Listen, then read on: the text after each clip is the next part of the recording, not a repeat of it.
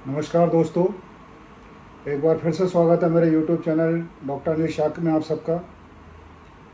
अभी vitamin C श्रृंखला पर मैं वीडियो बना रहा हूँ आपके लिए। अगर आपको पसंद आते हैं तो लाइक करना और सब्सक्राइब करवाना ना भूलें, जिससे मैं आपको और बेहतरीन वीडियो शेयर कर सकूँ। तो आज हम बात कर रहे हैं विटामिन डी का। काफ़ी लोग इस शब्द से परिचित हैं। काफ़ी लोग जानते हैं कि भाई विटामिन डी सूर्य की किरणों में पाया जाता है, ऐसा कहा जाता है। लेकिन साइंटिफिकली जो है, विटामिन डी थ्री यानी कोलीकोल्सिफेरॉल, विटामिन डी थ्री का बायोलॉजिकल रूप केमिकली एक स्टीरॉयड की तरह कार्य करता है, जो आपकी स्किन है, स्किन में 7 डिहाइड्रोकोलेस्ट्रॉल के रूप में उपस्थित रहता है। जब अल्ट्रा वायलेट रेज इससे रिएक्ट करती हैं, से 7 डिहाइड्रोकोलेस्ट्रॉल से, तो ये विटामिन डी थ्री के रूप में कन्वर्ट होकर के बॉडी में सर्कुलेट होना शुरू हो जाता है। यानी जो आपकी स्किन में पहले से मौजूद है वो 7 डिहाइड्रोकोलेस्ट्रॉल रहता है, जिसको विटामिन डी थ्री में कन्वर्ट होने के लिए अल्ट्रा वायलेट रेज की रिक्वायरमेंट रहती है। जो अल्ट्रा वायलेट रेज आपको सनलाइट से प्राप्त होती है। तो विटामिन डी जो होता है वो सनलाइट में ना हो तो आपकी बॉडी में रहता है, लेकिन उसको कन्वर्ट होने के लिए आपको सनलाइट या अल्ट्रा वायलेट रेज की आवश्यकता होती है। इसकी जो मेटाबॉलिक एक्टिविटी है बॉडी में, वो पैराथार्मोन नाम के हार्मोन से कंट्रोल होती है। अगर इसका सीरम लेवल डिक्रीज होता है तो पैराथार्मोन लेवल बढ़ जाता है और एक्टिविटी होकर बोन से रीअब्जॉर्प्शन होने के बाद वापस ब्लड में आ जाता है। तो उसके बाद फिर पैराथार्मोन लेवल कम हो जाता है। तो इसकी मेटाबॉलिक एक्टिविटी जो कंट्रोल करता है वो पैराथार्मोन के द्वारा होती है। ये आपके एब्जॉर्प्शन ऑफ कैल्शियम, यानी कैल्शियम के एब्जॉर्प्शन जो आंतों से होता है यानी गट से होता है, उसमें हेल्प करता है। फास्फोरस के एब्जॉर्प्शन में हेल्प करता है और bone dissolution and bone mineralisation में भी हेल्प करता है। सीरम लेवल को यानी सीरम कैल्शियम लेवल को इंक्रीज बना के रखता है, और अगर ज़्यादा इंक्रीज हो जाए तो पैराथार्मोन सीक्रेट होता है जो इसको सप्रेस करता है। तो ये आपका विटामिन डी थ्री हुआ। मोस्ट कॉमन सोर्स आपने देख लिया कि 7 डिहाइड्रोकोलेस्ट्रॉल आपके स्किन में होता है, तो सनलाइट एक्सपोजर यानी अल्ट्रा वायलेट रेड्स के मीडिएटर के बाद विटामिन डी थ्री में कन्वर्ट होता है। तो ये आपका मेन सोर्स हुआ। इसके अलावा जहाँ से आप विटामिन डी थ्री एक्सेस मात्रा में प्राप्त कर सकते हैं वो सोर्सेस हैं फिश,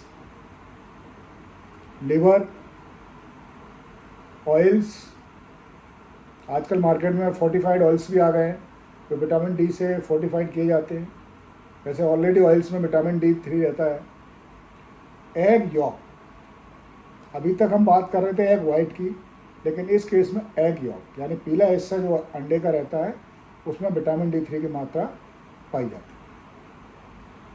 इसके अलावा बटर, तो fish, liver, egg York, oils और बटर ये richest source of vitamin D three है। यानी अगर आप ये खाने में ले रहे हैं तो विटामिन डी की डेफिशिएंसी होने के चांसेस बहुत कम होते हैं।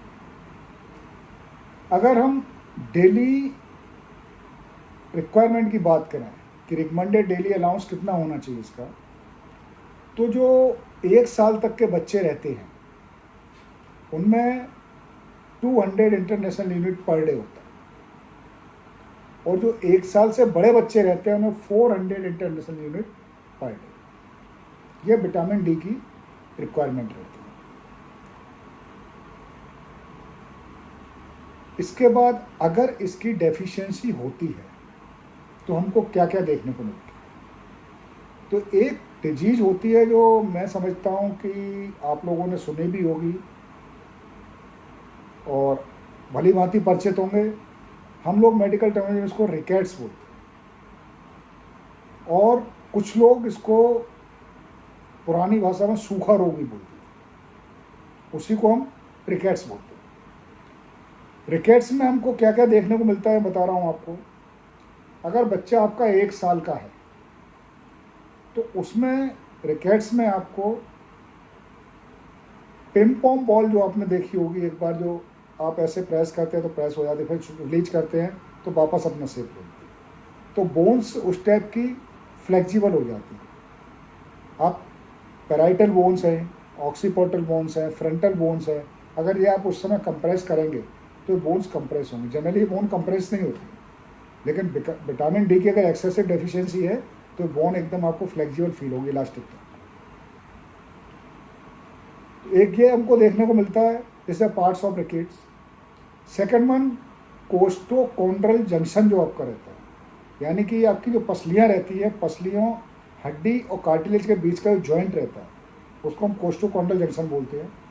तो वो प्रोमिनेंट हो जाता है क्योंकि जब विटामिन डी की कमी होना शुरू होती है तो पैराथार्मोन रिलीज होता है। पैराथार्मोन रिलीज होता है तो वो बोन्स को एक्टिवेट करता है, वहाँ से बोन से वापस कैल्शियम रिलीज होता है जो आकर के कहाँ आता है, ब्लड में, ब्लड सर्कुलेशन में। तो वहाँ से जब बोन से कैल्शियम रिलीज होकर ब्लड सर्कुलेशन में आता है तो वहाँ पर प्रोमिनेंसी हो जाती है, क्योंकि जो वहाँ की ऑस्टियोक्लास्टिक सेल्स और ऑस्टियोब्लास्टिक सेल्स रहती है वो एक्टिवेट हो जाती हैं। उसके कारण से फिर वहाँ कैल्शियम कम होता जाता है और बोन्स वो आपकी फूलती चली जाती हैं। तो एक टाइप का वहाँ फूला हुआ हिस्सा आपको कोस्टोकॉन्ड्रल जंक्शन में फील होता है, जिसको हम कोस्टोकॉन्ड्रल प्रोमिनेंस बोलते हैं। उसके अलावा जब पूरे रिब्स पर आपको ऐसे फूले फूले फूले टाइप के हिस्से में, आपको वीडियो में दिखाऊंगा किस टाइप का रहता है, तो उस टाइप के हिस्से जब आपको देखने को मिलेंगे तो एक लाइन जैसी आपको फील होती है, तो उसको हम बोलते हैं रेचिटिक रोजरी। उसको हम रेचिटिक रोजरी बोलते हैं। तो ये आपको विटामिन डी में देखने को मिलती है। विटामिन डी की कमी आपके शरीर में होती है, खासकर बच्चों में मोस्ट कॉमनली देखने को मिलती है। उसके बाद में जो आपका स्टेनम रहता है, यानी ये बीच का हिस्सा रहता है आपका चेस्ट का,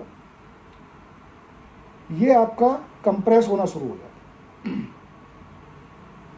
बीच का हिस्सा ये साइड से कंप्रेस होगा तो यहाँ से फूल जाएगा। फूलेगा तो कैसा आपको महसूस होगा, पिजन चेस्ट, यानी कि जिस टाइप से कबूतर का छाती रहती है इस टाइप से उठी हुई, तो ये इस टाइप का हिस्सा आपके यहाँ, ये बोन्स जो रहती है आपको यहाँ फीलिंग आ जाएगी, इस टाइप की दिखने लगेगी, जिसको पिजन चेस्ट टाइप का दिखने लगता है। तो ये आपको इंडिकेट करता है कि विटामिन डी की एक्सेसिव डेफिशिएंसी आपके शरीर में हो रही है। उसके बाद में एक वर्ड होता है हैरिसन ग्रूव। ये आपके नीचे की जो पसलियाँ होती हैं, ये जब विटामिन डी की डेफिशिएंसी बहुत ज़्यादा होने लगती है तो पसलियाँ आपकी ऐसे पलटना शुरू हो जाती है, तो एक लाइन जैसी बन जाती है दोनों पसलियों के बीच में, तो उसको हम बोलते हैं हैरिसन ग्रूव। तो ये भी इंडिकेशन होता है विटामिन डी की डेफिशिएंसी का। इसके अलावा जब बच्चों के दांत निकलना शुरू होते हैं तो अमूमन जो प्राइमरी टीथ रहते हैं बच्चों के, वो 6 से 8 महीने में आ जाते हैं। अगर बच्चों के प्राइमरी टीथ 6 से 8 महीने में नहीं आ रहे हैं, यानी पहले दांत 6 से 8 महीने में नहीं आ रहे हैं, डिले हो रहे हैं, तो उसका कारण भी विटामिन डी डेफिशिएंसी हो सकता है, होता ही है। आपको देखना वो, आपको अपने शिशु रोग विशेषज्ञ से जांच कराएंगे तो आपको पता लगेगा।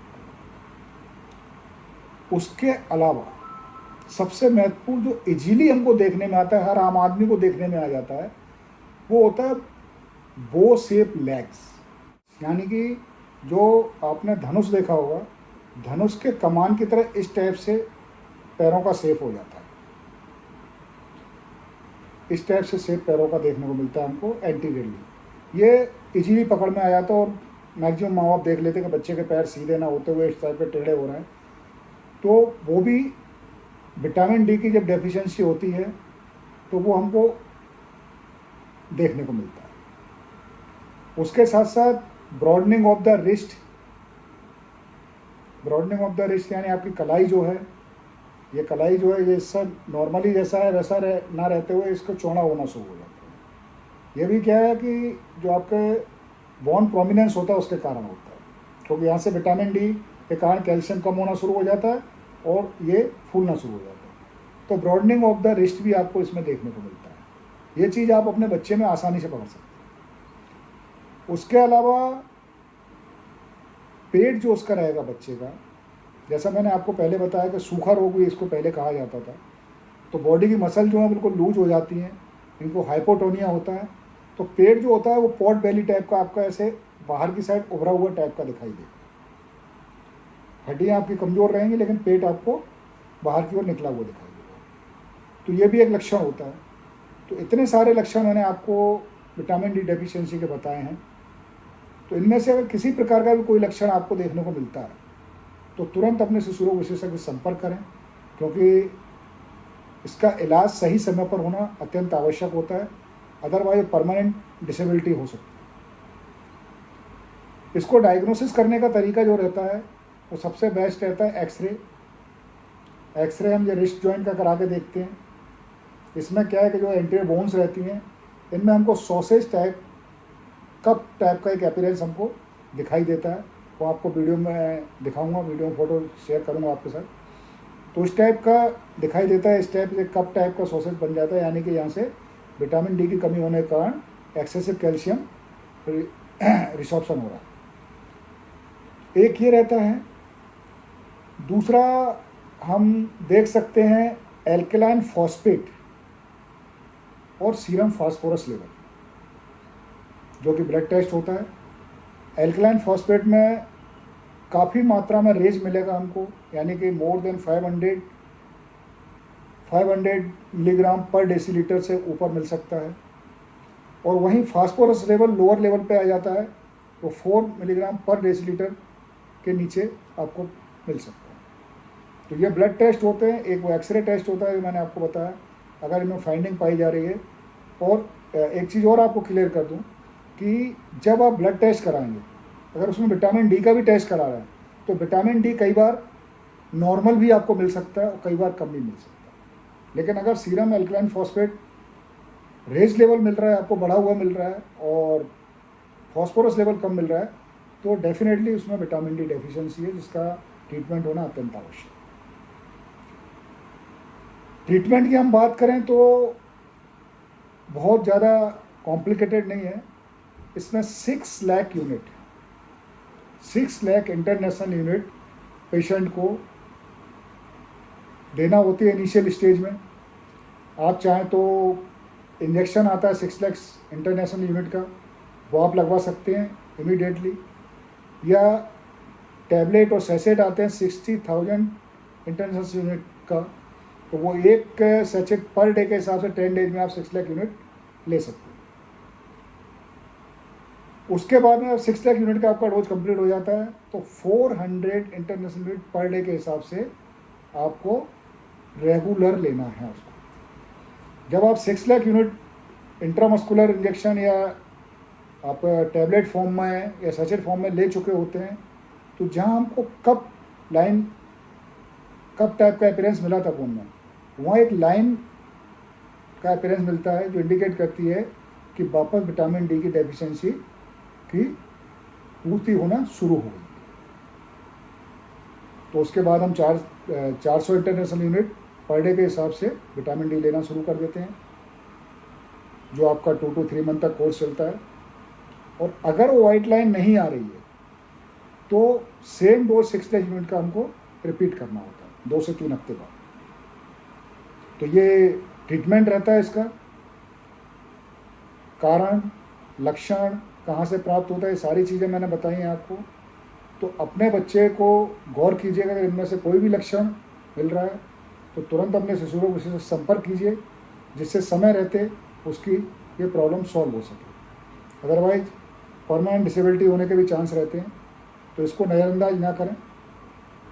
और अगर आप अभी नए नए माँ बाप बने हैं और बच्चा आपका न्यूबॉर्न है, इन्फेंट, तो मेरी पर्सनल एडवाइस ये है कि 2 घंटे कम से कम उसको सनलाइट एक्सपोजर आप जरूर दें, लेकिन वो भी सॉफ्ट सनलाइट एक्सपोजर जो अर्ली मॉर्निंग का रहता है, ऐसा नहीं कि हम भरी दोपहरी में उसको धूप में लिटा रहे बच्चे, अर्ली मॉर्निंग का जो सॉफ्ट सनलाइट रहता है वो आपको बच्चे को देना चाहिए। तो आज के लिए इतना ही। अगले वीडियो में कुछ नई जानकारी के साथ फिर मुलाकात होगी। तब तक के लिए सी यू, बाय बाय।